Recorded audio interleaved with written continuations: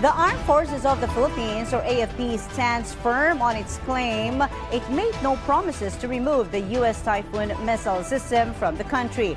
This response comes amid objections from China regarding the presence of the missile system in the country.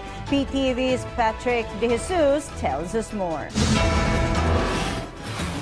The Armed Forces of the Philippines asserts that no promise was made to remove the mid-range capability or the Typhoon missile system of the United States from the country. This was the AFP's response to China's renewed remarks on the presence of the Typhoon missile system. China also stated that they will not stand idly on anything that poses a threat to their security. The president had previously challenged China to stop its harassment of Philippine ships in the West Philippine Sea in exchange for returning the Typhoon missile system to the U.S. The equipment has been in the Philippines since April of last year. According to the AFP, training with the Typhoon will continue, especially since it is among the hardware they plan to acquire. Presence nitong Typhoon missiles is for us to rehearse how to use it, how to deploy it, tinitingnan natin yung logistical trains, paano yung probability of transfers from one location to the other. As long as we are using it for these training purposes and the commitment to use this for our exercises, nandiyan siya. Meanwhile, enhanced interoperability was showcased during the 7th Multilateral Maritime Cooperative Activity between the Philippines, the United States, and Canada on Wednesday.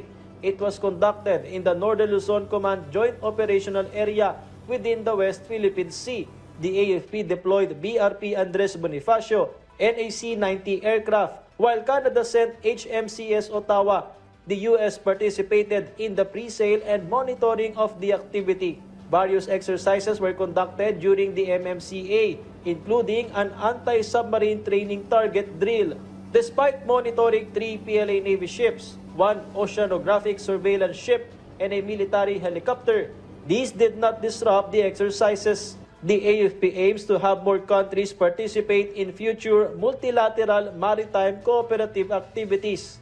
We are looking forward to having more of this with other countries such as Italy, United Kingdom, and France. Dati wala tayong mga joint sale with these countries, pero unti-unti yung mga ibang bansa, katulad ng mga bansa galing sa Europa, ay nagkakaroon ng interest dito sa ating bansa.